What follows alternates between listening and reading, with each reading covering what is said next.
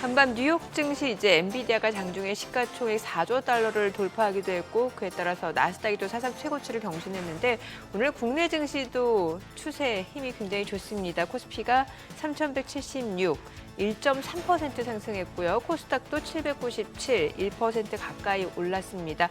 국내 증시는 계속해서 또 우상향 추세를 이어가는 모습이죠. 네, 그렇습니다. 특히 미국에서 AI 관련주들이 신고가를 넘기면서 우리나라도 하이닉스나 삼성전자까지 매기가 돌아서면서 지수를 크게 견인하고 있어 보입니다. 네, 트럼프 대통령 계속해서 관세 수안을 또 8개국에 추가로 보냈고 또 브라질에는 무려 50% 관세를 부과하겠다고 밝혔는데 이런 관세와 관련된 노이즈가 이제 시장에서는 크게 악재로 작용하는 모습은 아닌 것 같다는 생각이 듭니다. 네, 그냥 시장에서는 그냥 협의를 할 것이다 라고 네. 이미 그냥 확정된 것처럼 보고 있는 것 같습니다. 네, 또 이미 알고 있는 악재는 네, 악재가 알고 아니잖아요. 있어서 그렇습니다.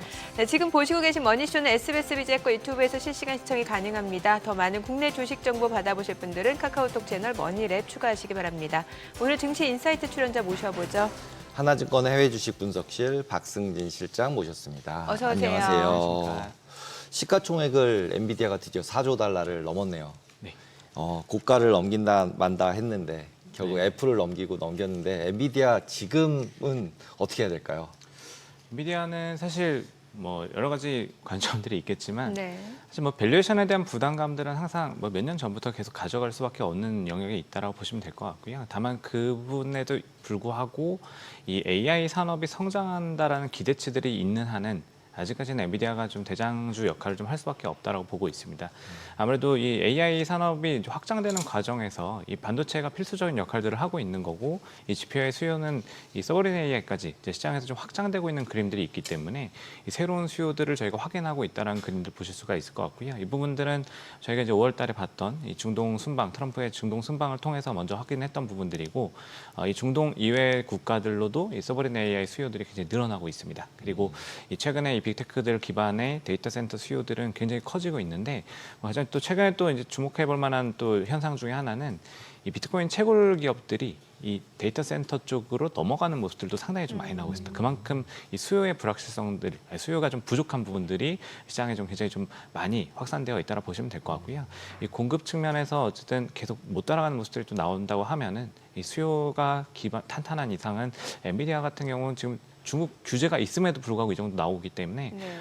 지금 조금 더 기대해봐도 되지 않나 이렇게 좀 생각하고 있습니다. 이 시가총액 4조 달러를 돌파한 게 지금 엔비디아가 처음이라면서요. 네. 이게 잘 안 와닿거든요. 좀 네. 뭔가 비교해서 설명해 주시면 좋을 것 같아요. 이게 어느 정도 비교해서요? 규모인 건지. 지금 일단 이게 계속 벌어지고 있습니다. 이게 사실 네. 마이크로소프트나 애플이나 이 계속 사실 작년 정도까지는 이 시가총액이 엎치락 뒤치락하는 모습들이 중간중간 있었는데 일단은 이제 괴리를 좀 계속 벌려나가는 모습들이 나오고 있고 대충 보면 한 8% 정도 시총 차이가 좀 일단 나기 시작하는 것 같습니다. 네. 그래서 지금 이게 엔비디아 같은 경우는 지금 거의 좀 압도적으로 이 주가의 그 모멘텀들이 반영이 되면서 규모가 커지고 있기 때문에 사실 예를 들어서 제가 비교하기 좀 어렵지만 네. 2등, 3등과의 차이를 벌리고 있다는 사실 자체가 굉장히 좀 큰 아. 의미가 있지 않나 생각하고 있습니다. 아니, 제일 궁금한 건 그런 거 아닌가요? 엔비디아의 대체제가 진짜 없나? 대체제는 사실 지금은 어떻게 보면 맞춤형 반도체들이 이제 나오기 시작하면서 어떻게 이 비용 효율성에 대한 수요들도 분명히 좀 자리를 하고 있긴 네. 합니다. 다만 이제 아직까지는 이 GPU라던가 이 전체적으로 보면 이게 그 저희가 챗GPT라던가 아니면 제미나이라던가 이런 플랫폼들도 많이 사용을 하시겠지만 이 AI 수요가 좀 계속적으로 좀 반영이 되고 이게 기술 개발 오늘 또 이제 그록4에 대한 또 발표도 있었는데 이게 지금 이런 계속 영역을 확장해 나가는 과정들에서 어쨌든 이 연산을 처리해 나가야 되는 이런 수요들도 계속 늘어나고 있는 거고요. 기능에 대한 이 수요가 계속 늘어나고 있고 이 부분들은 아직까지는 가장 앞장서 있는 이 고기능의 반도체가 GPU가 처리를 하고 있는 과정들이기 때문에 물론 이게 니치마켓처럼 이제 비율 효율성이나 이런 것들을 따지는 수요들이 발생을 하고 있음에도 불구하고 아직까지 완전히 좀 따라잡지 못하는 모습들, 좀 차별화되는 모습들이 좀 아직까지는 남아 있다고 보시면 될 것 네. 같습니다. 이게 시가총액 4조 달러가 어느 정도인지를 보니까 이제 저도 그 작가님이 준비한 자막을 보고 알았는데 삼성전자 시총 13개를 합친 규모고 영국의 GDP를 넘어선 수치라면서요. 이거 진짜 어마어마한 거네요. 그렇죠. 네, 맞습니다. 그리고 네. 사실 이게 엔비디아 같은 경우는 매출 이익률이 사실은 최근에 좀 떨어지고 있는 모습들이 있었는데 이게 지금 7%대에서는 사실 좀 약간 단단해지는 모습들이 좀 나오고 있습니다. 그만큼 뭐 수요에 대한 부분들, 공급에 대한 부분들이 좀 밸런스가 아직까지는 이 공급자 우위의 시장에 좀 계속적으로 진행이 되고 있다는 쪽으로 의미가 해석할 수 있기 때문에 이런 과정들을 통해서도 실적을 조금 더 긍정적으로 볼 수 있는 부분들이 있고 사실 뭐 지난 5월 말에 엔비디아 그 젠슨항 실적 발표 때 발표한 부분 중에 하나는 또 굉장히 의미가 있는 게 수출 규제, 중국 쪽의 수출 규제에 대한 부분들을 가지고 중국 수요는 계산하지 않겠다. 이런 부분들 반영하지 않겠다라는 얘기를 했음에도 불구하고 이 정도 수요가 나오고 있으면 지금 어쨌든 관세 협상에 대한 부분들이 추가적으로 더 진행이 될 텐데 여기서 뭐 약간의 조금 더 열어주는 모습이 조금만 나온다고 하면은 오히려 한 번 더 업그레이드 될 수 있는 기대치들이 있기 때문에 여러 가지 분위기들을 저희가 반영한다라고 보셔도 될 것 같습니다. 네. 조금 아까 채굴 기업으로 넘어간다 네. 그러셨는데 네. 지금 그러면 예전처럼 GPU 가지고 채굴하는 그런 거를 추가로 더 하게 돼 비트코인이 너무 상승을 하다 보니까 그 네. 수요가 계속 더 있다 이런 말씀이신 건가요? 그러니까 비트코인 채굴 기업들 같은 경우 사실 또 특징 중에 하나가 채굴을 하려면은 굉장히 고성능 컴퓨팅 장비들을 쫙 깔아놓고 인프라를 구축하고서 이제 채굴을 하게 되는데 아시다시피 이제 채굴의 난이도가 상당히 지금 채산성이 비트코인에선 채굴은 굉장히 떨어졌습니다. 그리고 이들은 이미 인프라는 굉장히 갖추고 있고요. 전력 인프라까지 다 갖추고 있는 상황이기 때문에 이 수요들을 이 데이터 센터 쪽 수요에다가 임대를 시켜주면서 이들 입장에서는 채굴로 인한 약간 수익의 조금 이제 불확실성, 약간 불안정성을 이걸로 메꿔놓는 과정들이 되고 또 GPU에 대한 수요를 소화시켜야 되는 데이터 센터 기업들 같은 경우는 여기서 공급을 받으면서 이걸 또 채워나가는 이런 움직임들이 나오고 있습니다. 제가 잘못 알아들은 거는 저는 비트코인 가격이 올라서 GPU가 더 잘 팔려서 엔비디아의 수요가 더 늘어나는 거라고 생각을 했는데 그게 아니라 데이터 센터 수요가 너무 많아져서 네, 맞습니다. 기존에 채굴하던 사람들이 채굴 그만하고 네. 그냥 데이터 센터로 전환해서 빌려준다 네, 이런 맞습니다. 거네요. 네. 지금 비트코인 말씀 주셨는데 이게 지금 한 달 반 만에 사상 최고가 11만 2천 달러를 넘어섰는데 비트코인이 이렇게 사상 최고가를 경신한 배경 좀 알려주시고 좀 전반적으로 가상자산 흐름이 어떤지도 좀 설명해 주세요. 사실 비트코인 같은 경우에 지금 계속 이제 꿈을 계속 강세 흐름들이 좀 나오고 있습니다. 예.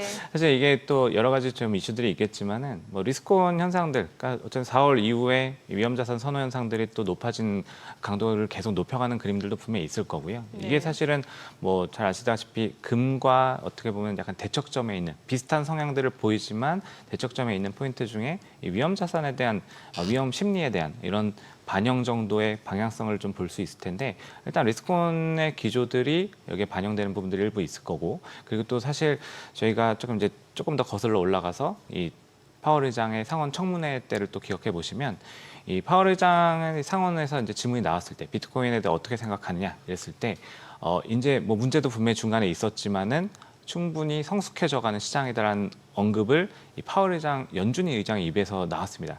이런 부분들이 어떻게 보면 제도권에 확실히 좀 들어올 수 있다. 뭐 스테이블 코인에 대한 규제가 확립된 부분들도 있었지만은 연준 의장의 입에서 나왔다라는 것 자체가 굉장히 좀 의미가 있었다라 보실 수 있을 것 같고 그리고 또 사실 이 모기지 담보 대출을 꺼내 있어서 담보 역할들을 할 수 있다라는 얘기까지 주택청에서 나왔기 때문에 금융청에서 나왔기 때문에 이게 사실은 결국 제도권으로 더 들어올 수 있다 이런 것들이 있고 이 블랙락의 ETF 중에 이제 그 IBIT 비트코인 현물 ETF 같은 경우 규모가 지금 상당히 커져 있습니다. 그래서 어떻게 보면은 블랙락이 이 비트코인 시장에서 굉장히 또 큰 손이 되어 있고 이 제도권으로 들어왔고 기관의 손에 이제 들어왔다는 것 자체가 어떻게 보면은 이 기관 다른 기관들의 이 자산 배분 수요로서 자산 배분의 한 축으로서 들어갈 수 있다라는 의미를 또 가지는 부분들이 있기 때문에 굉장히 다양한 수요들이 몰려 들어오고 있다 이렇게 좀 보셔도 될 것 같습니다.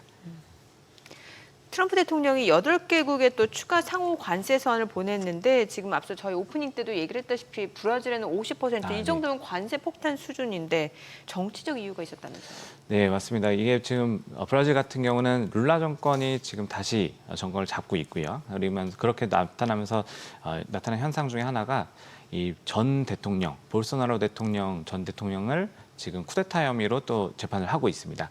물론 이제 좀 권력을 지키기 위해서 조금 이제 부적절한 방법들을 사용했다 이런 명분을 가지고 재판을 하고 있는데 이게 사실 또 그 트럼프 대통령 1기 때 볼소나로 대통령이 브라질에 집권을 하고 있었고 그 당시에 어떻게 보면 브라질의 트럼프다라는 얘기가 있을 정도로 약간 친트럼프의 성향을 또 보이는 이런 굉장히 보수 강경파 성향을 또 가지고 있습니다. 그래서 약간 이제 이런 방향성들이 지금 어떻게 보면 트럼프 같은 경우 이제 같이 얘기한 부분들은 이제 결국은 정권이 바뀌고 나니까 정치적 라이벌에 대해서 이제 공격을 하고 있다 이런 식으로 지금 얘기를 하고 있고 어쨌든 같은 성향을 보이는 정권에 대한 이런 포지션들이기 때문에 일단 이 브라질에 대해서 약간 정치적으로도 좀 압박을 넣는 분위기인 것 같습니다. 그리고 사실 실제적으로 보면은 이게 무역 불균형이라던가 약간 또 장벽이 있다 이런 얘기들 하긴 했는데 2024년 기준으로 보면은 사실 브라질에 대해서는 미국이 흑자를 냈거든요. 그래서 사실은 이게 정치적인 배경 자체가 조금 더 강하게 반영된 것이 아니냐 이런 추정들을 저희가 좀 할 수 있을 것 같습니다. 네. 우리나라가 이제 50%막 이런 이제 다른 나라는 50% 맞고 또 네. 베트남은 20% 맞았는데 이제 한국이랑 일본이랑 25%를 맞았잖아요. 네. 근데 그 외에도 이제 그러니까 의약품이나 이런 것들은 또 200%, 50% 종목마다 다른 것까지 다 합치면 굉장히 이제 타격이 클 것 같은데 우리가 수출하는 입장에서는 근데 우리나라 계속 상승이잖아요. 네. 그리고 이제 구리 가격이 상승하면 오히려 생산성도 나빠지지 않나 이렇게 생각이 들었는데 또 구리 관련 주식들도 네. 다 상승이에요. 이건 예. 어떻게 해석을 해야 되죠?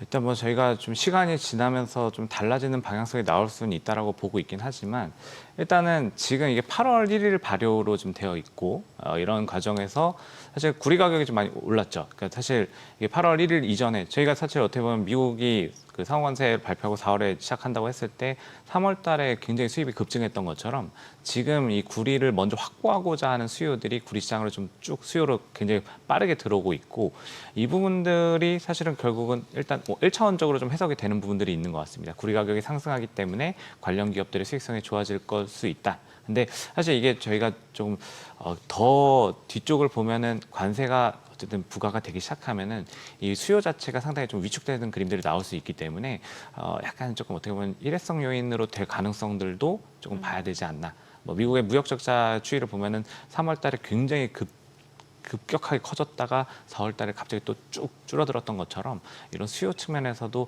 이 부분들을 조금 조심할 필요는 있지 않나라고 생각하고 있습니다. 미국 네. 같은 경우 아시다시피 구리는 거의 53% 정도 수입 의존도가 굉장히 높은 산업이기 때문에 이걸 또 미국으로 좀 끌고 오려는 이런 부분들이 어떤 반영은 되어 있는 정책인 것 같습니다. 지금 뭐 계속해서 품목별 관세도 남아있는 지금 불확실성인데 반도체에 대해서도 지금 품목별 관세를 부과하겠다라고 했는데 이렇게 되면 이제 우리나라 대표적인 뭐 삼성전자, SK하이닉스 두 기업 또 영향을 받을 수밖에 없을 것 같고 또 보니까 이제 삼성전자가 엊그제 발표한 그 실적 같은 경우는 전년 동기 대비로 봤을 때는 이미 영업이익이 지금 어닝 쇼크 한 50% 급감한 수준이기 때문에 이게 관세를 두드려 맞게 되면 여기에 또 영향을 더 받게 되는 거잖아요. 네, 맞습니다. 어쨌든 관세를 부과하게 되면은 네. 이게 어떻게 보면은 말씀하셨던 이제 구리부터 시작해서 네. 이제 품목별 관세에 대한 부분들은 어떻게 보면은 미국 내 경쟁력을 그 산업 쪽으로 좀 좁혀가지고 경쟁을 좀 끌고 가겠다. 그리고 또 이 생산 시설들을 미국 내로 가져와라 이런 이 정책 방향성들일 텐데 뭐 결과적으로 당연하게도 가격을 높여야 되는 변수들이 생기는 거기 때문에 저기 미국에서 소화될 때는 그럼 당연히 가격 경쟁력이 낮아지고 그렇죠. 이러면 업계에는 당연히 이제 부담이 될 수밖에 없는 요인이긴 합니다.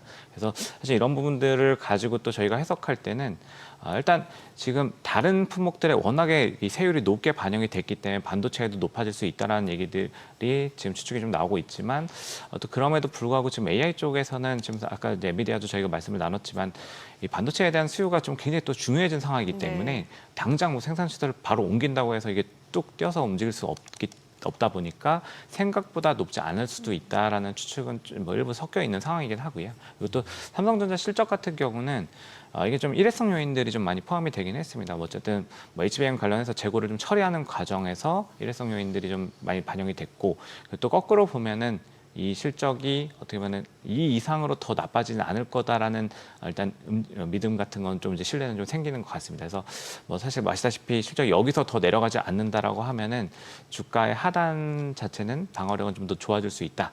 다만 뭐 지금까지 뭐 저희가 다 잘 아시는 것처럼 HBM 쪽에서의 경쟁력을 확실히 확보하지 않으면은 추가적인 모멘텀을 기대하는 것도 시간이 좀 걸릴 수 있기 때문에 좀 그 부분들은 좀 양쪽으로 나눠서 좀 살펴볼 필요가 있을 것 같습니다. 네. 지금 실제로 보조금 같은 경우 반도체 관련해서 오히려 늘어났잖아요. 예, 그래서 예. 또 좋다고 얘기하면서 이제 또 장이 올랐었는데 네. 실제로 지금 이렇게 또 관세를 올리는 상황이랑 약간 대치되지 않나요? 두 가지가? 아, 감세안에서 그 반도체 그렇죠. 세액 예. 공제가 그게 35%로 확대됐었는데 네, 확대를 된 게 이제 보통 해석을 어떻게 했냐면 AI를 밀어줄 거기 때문에 네. 반도체 쪽은 일부러 네. 그게 삼성전자를 우리가 쳐다봐서 그렇지 원래 IT 기업이 미국에 훨씬 많아서 보조금 주는 효과랑 똑같다. 네, 네. 그러니까 자기네 나라 회사는 보조금 주고 네네. 남의 나라는 보조금 주면은 이제 관세라고 비관세 장벽이라고 하면서 이제 돈을 더 내라는 거잖아요. 네, 네. 그래서 이제 다 진짜로 내노남불이 돼가고 있는데 반도체 아니면 지금 우리나라는 어쨌든 반도체가 제일 너무 크니까 예. 그래서 특히 이제 하이닉스가 이제 계속 강세를 더 갈 것 같으신가요? 전자 대비해서는? 그래서 전체적인 수요에 대한 부분들은 분명히 뭐 엔비디아부터 시작해서 이게 연결되는 부분들이기 때문에 수요에 대한 믿음은 분명히 있을 거고 사실 지금 사실 저희가 주가 측면과 그 정책 측면을 좀 나눠서 본다라 하면은 이 정책에 대한 부분들을 결국 보면은 아까 이제 사실 이 수입하는 과정에서 이 내부의 수요들도 충분히 좀 반영을 해줘야 되는 미국 쪽의 또 사정도 있기 때문에 결과적으로는 이 협상용 카드일 가능성이 너무나 당연하게 뚜렷하게 있다고 보고 있습니다. 그래서 주가가 지금 당장 굉장히 크게 반응하지 않는 것들도 협상 과정과 협상 결과를 좀 확인하고 나서 좀 이제 판단하자라는 그런 움직임도 좀 있지 않나라고 생각하고 있고요. 결과적으로 미국이 또 어쨌든 이 반도체 가격 수입하는 가격들도 높아지면은 내부적으로도 이슈가 생길 수 있는 부분이기 때문에 이거는 조금 약간 협상 카드로서의 역할들, 뭐 너무 저희가 잘 알고 있던 패턴이지만 그럼에도 불구하고 굉장히 고관세에 대한 얘기들을 계속 꺼내놓으면서 계속 압박하는 움직임들이 좀 나오고 있지 않나 이렇게 보고 있습니다. 오늘 이제 한국은행 금리 결정 있었는데 2.5%, 연 2.5% 결국 동결을 했습니다. 사실 이게 가계부채 급증이라는 문제를 생각하면은 금리 인하가 쉽지는 않을 거다라는 그런 전망이 우세하긴 했었는데 아무래도 추가 인하에 대한 부담이 클 수밖에 없었던 상황은 맞는 것 같아요. 그렇죠. 지난달에도 사실 뭐 6조 5천억 정도가 가계부채가 또 늘어났었고 네. 사실 뭐 잘 아시다시피 이 정부가 들어오고 나서 어떻게 보면 부동산 쪽 같은 경우는 가계대출과 이제 맞물려서 조금 이제 가격을 컨트롤하기 위한 정책들을 꺼내놓고 있는 상황이죠. 대출도 조금 이제 좀 쉽지 않게 만들어 놓는 부분들이 좀 있고 이 상황에서 사실 금리 인하를 한다라는 것 자체가 사실은 굉장히 너무나도 엇박자를 내는 방향성이 거꾸로 가는 움직임들이기 때문에 사실 지금 이런 부분들을 고려하지 않을 수 없었다라고 좀 보실 수가 있을 것 같고요. 그리고 사실 미국 같은 경우도 지금 통화 정책에 대해서 뚜렷한 방향성을 좀 안 보여주고 있기 때문에 어떻게 보면 한국은행도 좀 기다릴 수 있는 여유가 좀 더 있지 않았나 네. 상대적인 측면에서 이런 부분들도 저희가 좀 같이 고려해 볼 필요는 있을 것 같습니다. 이제 어제 발표했던 연준 의사록 같은 경우도 보면 이제 2명만 금리 인하하자 그러고 나머지는 다 중립적이었잖아요. 그래서 이제 9월달에 대체적으로는 다 금리 인하 할 거라고 보니까 이제 한국은행도 그냥 연준하는 거 그때까지 기다리자 그러면서 네. 이제 동결했다 이렇게 보면 되겠네요. 그러면 연준은 9월달에 실질적으로 인하가 가능할 거라고 보시나요?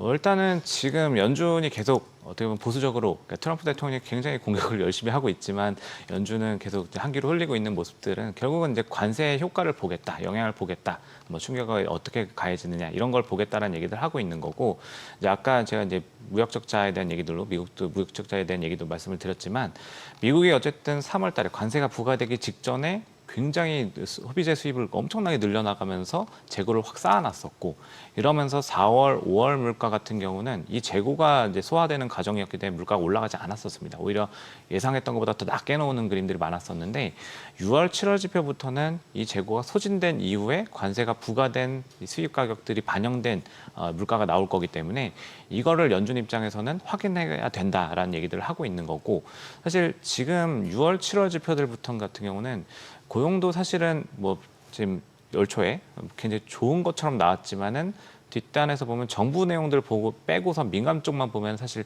위축되고 있는 그림들이 확실히 나타나고 있고 그래서 사실 연준 입장에서는 두 가지, 그러니까 결국은 연준의 목적 자체가 물가랑 고용, 그러니까 결국 이제 경제를 밸런스 있게 맞춰서 컨트롤하는 부분들이기 때문에 이거에 대해서 숫자들을 좀 관세에 대한 영향 받는 것까지 확실하게 확인하고 가겠다라는 의지를 좀 보여주고 있다라고 보시면 될 것 같고 표면적으로는 어쨌든 물가도 그렇고 고용도 그렇고 지금 당장 급한 숫자들을 보여주고는 있지는 않기 때문에 7월 이후에 9월 달까지는 8월 집부터까지도 조금 더 확인할 수 있는 여지를 좀 남겨놓고 움직이고 있다 이렇게 좀 볼 수 있을 것 같습니다. 네.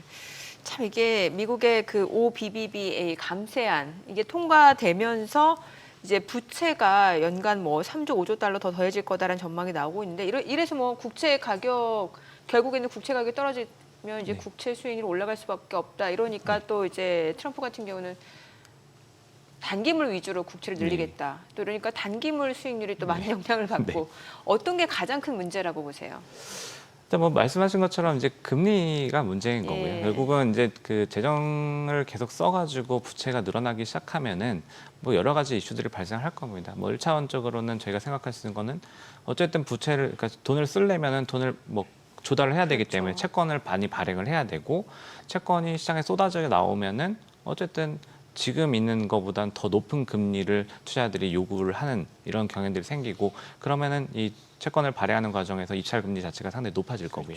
그러면서 시장 금리 같이 올라가는 그림들이 나올 거고 그리고 사실 또 부채가 늘어난다는 것 자체는 뭐 사실 저희가 이제 냉정하게 보면은 이 국가에 대한 이 빚이 많은 사람이 되는 거기 때문에 네. 신용등급 이슈가 어느 정도 또 생길 수 있는 우려가 생길 수 있는 분들도 있기 때문에 결과적으로 이런 여러 가지 요인들이 달러에 대한 약간 지위라던가 그리고 또 이 채권 금리를 좀 끌어올릴 수 있는 요인들이 됩니다. 그래서 결국은 이 파급 효과들은 일단 미국 내에서 돈이 빠져나가는 그림으로 또 반영이 될 수도 있고요. 그리고 금리가 올라가기 시작하면은 결과적으로 이 통화 정책, 연준이 금리 인하하는 정책에 대해서도 잘 안 먹혀 들어갈 가능성이 분명히 있다고 생각하고 있습니다. 그래서 이렇게 되면은 결과적으로는 미국이 뭔가 이렇게 경기에 문제가 생겼을 때 적시성 있게 시장에 대응하기가 좀 어려워지는 부분들이 있고 사실 이게 뭐 전체적으로 소비랑 투자가 완전히 위축이 되면서 약간 구축 효과까지도 같이 나타날 수 있는 부분들이 있기 때문에 전체적으로 경제 미국이 사실 그동안은 어떻게 보면은 재정적 어느 정도 일부는 좀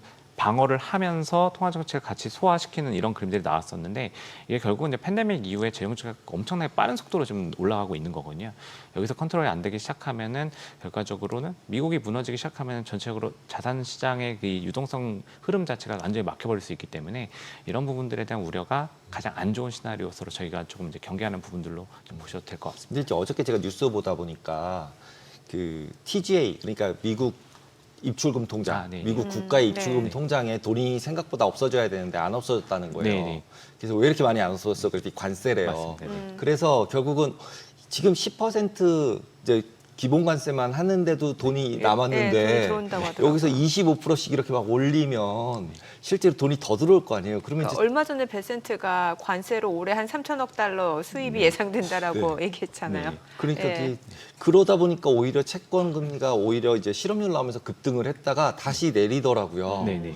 그러면 결국은 이제 트럼프가 관세를 매기는 게 되게 지금 얘기했던 이 부족한 세수를 네. 메꾸긴 메꿀 수 있는 거 관세로. 아, 네네. 메꿀 수 있긴 있는 건가요 이게 금액상? 근데 이게 사실 이게 지속성에 대한 부분들을 저희가 고민해봐야 되는데 네. 이게 결국은 이제 5월달에 이 관세 수입이 240억 달러를 넘어갔거든요. 그럼 이 계산으로 하면은 거의 3천억 달러 되는 게 네. 맞습니다. 맞긴 예. 맞는데 사실 이 관세를 붙이면서 소비자 물가가 올라가기 시작하면은 결국 물가 문제가 생길 수밖에 없고 그러면 지금 금리를 이 수준에서 계속 유지를 할 수 있느냐라고 하면은 굉장히 또 그 부분에 대해서도 가능성이 좀 낮아질 수 있고 그러니까 이게 다 물고 물려가지고 굉장히 난이도가 좀 높아지는 시장. 조선모사 아닌가요? 조선모사. 그렇게 맞습니다. 되면 네. 부채에 대한 이자 비용이 올라갈 수 있겠네요. 맞습니다. 예. 그래서 지금도 이미 1조 달러 작년에 좀 넘어갔었는데 뭐 이것도 사실 계속 늘어갈 수 있는 이슈들이 있어서 사실 지금 뭘 가지고 붙여도 일단은 관세라던가 이게 좀 불확실성을 야기했던 정책들이 조금 이제 완화되어야지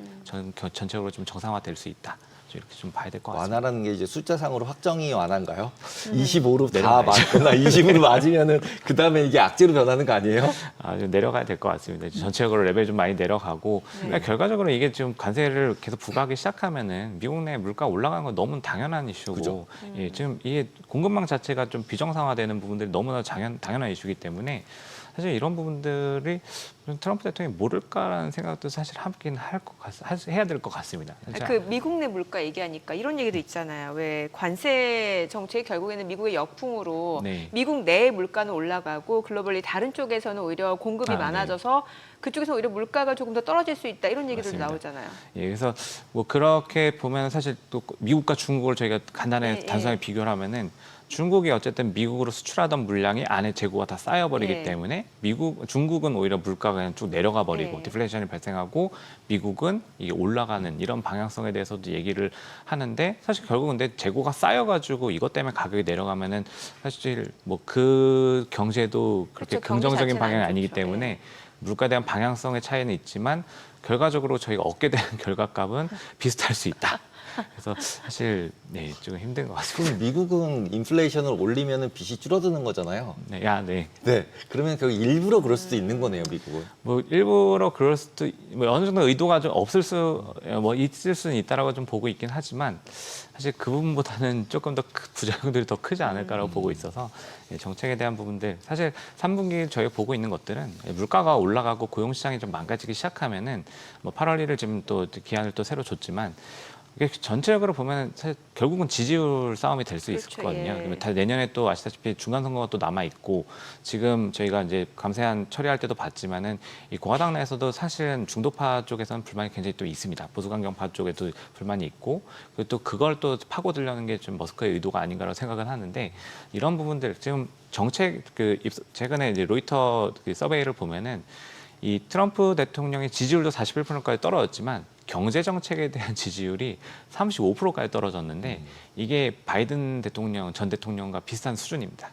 저는 굉장히 좀 자존심이 상할 수 있는 부분들이 아닌가 싶어서 전체적으로 이거를 계속 끌고 가기는 경제 지표들이 망가지기 시작하면은 좀 어렵지 않나 이렇게 좀 생각은 하고 있습니다. 그럼 전략 차원에서 뭐 사실 이제 해외 주식 분석하시는 거긴 합니다만 요즘 우리나라 좋다 굉장히 말 많잖아요. 네네. 그동안 저평가되어 있었고 또 앞으로는 좀 더 올라갈 여력이 충분히 다른 증시 대비 더 좋다라는 얘기 네. 있는데 여전히 이 의견에 대해서 공감을 하시는지 궁금하고 네.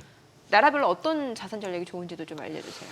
일단은 뭐 저는 이제 해외 주식 분석실을 맡고 있기 때문에 그러니까요. 해외 쪽의 이제 관점에서 이제 같이 좀 본다라고 네. 하면은 일단은 저는 지금 타이밍에 사실 올해 같은 경우가 미국이 다른 월드 인덱스랑 뭐 아니면 유럽이나 뭐 저희 우리나라나 비교했을 때 굉장히 낮은 그러니까 퍼포먼스가 상당히 괴리가 좀 벌어졌습니다. 실제로 물론 플러스는 낮지만은 상당히 좀 괴리가 벌어져서 사실 뭐 이렇게 되면 상대적 박탈감이라든가 이런 것도 있으실 수 있는데 사실 지금 이제 이 현상들이 나타났던 건 이제 관세부터 시작해서 달러가 약세되면서 다른 통화들 그리고 또 환책이라든가 이 다른 국가들의 정책이 오히려 부양책으로 바뀌고 있는 모습들이 반영이 된 거라고 보고 있고요.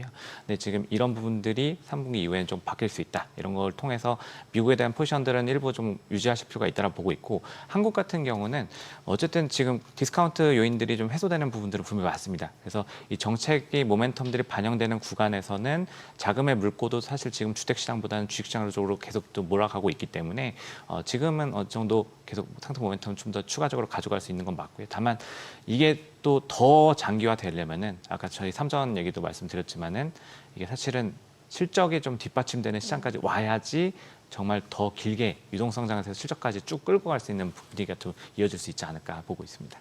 네, 알겠습니다. 오늘 내용 잘 들었습니다. 고맙습니다. 감사합니다.